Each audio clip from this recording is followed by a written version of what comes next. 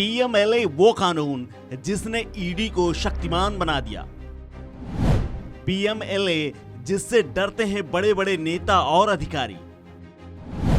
PMLA जिसकी बदौलत कई राज्यों में हड़कंप मचा है।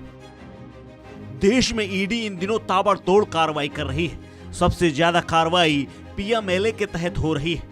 पीएमएलए यानी prevention of money laundering act के तहत ईडी नेताओं और कारोबारियों पर काल बनकर टूट रही है। इसी को लेकर कार्तिक चिदंबरम की एक याचिका पर सुनवाई करते हुए सुप्रीम कोर्ट ने बड़ी टिप्पणी की है। सीजीआई एनवी रमणा ने साफ कह दिया है कि अदालत काले धन या मनी लॉन्ड्रिंग को रोकने के लिए पूरी तरह पक्षधर है, लेकिन इसके दो प्राविधान पुनर्विचार लायक है। सुप्रीम कोर्ट की इस टिप्पणी के बाद चर्चा शुरू हो गई है कि क्या अब मनी लॉन्ड्रिंग कानून यानी पीएमएलए को वैध बताने वाला सुप्रीम कोर्ट पूर्व में दिया गया अपना फैसला बदलेगा। दरअसल ये पूरा मामला पूर्व केंद्रीय वित्त मंत्री पी चिदंबरम और उनके बेटे पर कार्रवाई के बाद शुरू हुआ है। सुप्रीम कोर्ट में गुरुवार को prevention of money laundering act के फैसले को चुनौती देने वाली कार्तिक चिदंबरम की याचिका पर सुनवाई की गई। इसके साथ ही शीर्ष कोर्ट ने पुनर्विचार याचिका पर केंद्र सरकार को नोटिस जारी कर जवाब मांगा है।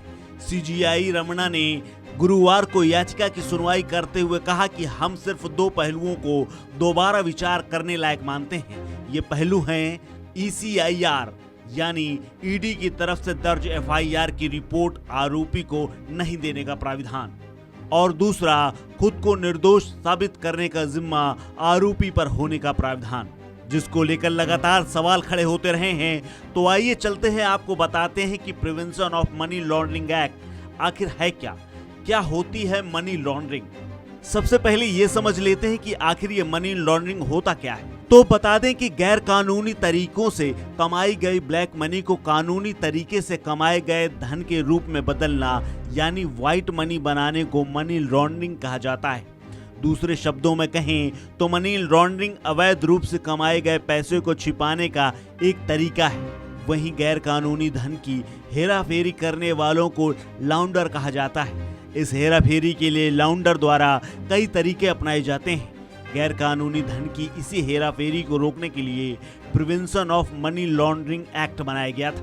Prevention of money laundering act है क्या?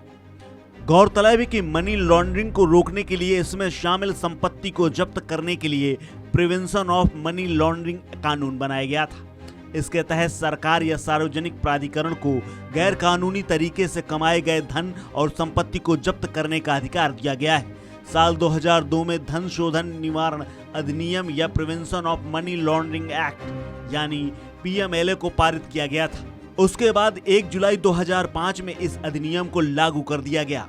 इस एक्ट का मुख्य उद्देश्य मनी लॉन्ड्रिंग पर पूरी तरह रोक लगाना है। इसके अलावा इस एक्ट का अन्य उद्देश्य आर्थिक अपराधों में काले धन के इस्तेमाल को रोकना, मनी लॉन्ड्रिंग में शामिल या उससे मिली संपत्ति को जब्त करना और मनी लॉन्ड्रिंग से जुड़े दूसरे अपराधों पर अंकुश लगाना है। किन पर पीएमएलए के तहत हो सकती है कार्रवाई?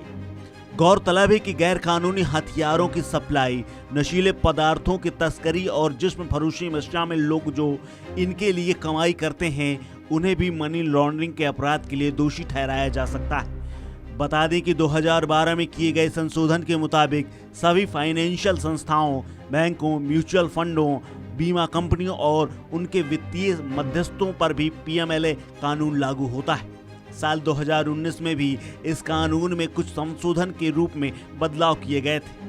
इसके मुताबिक ईडी द्वारा उन लोगों पर, संस्थाओं पर भी कार्रवाई की जा सकती है जिनका अपराध पीएमएलए के तहत ना हो। इस खबर में फिलहाल इतना ही। अपडेट्स के लिए बने रहिए वन इंडिया हिंदी के साथ।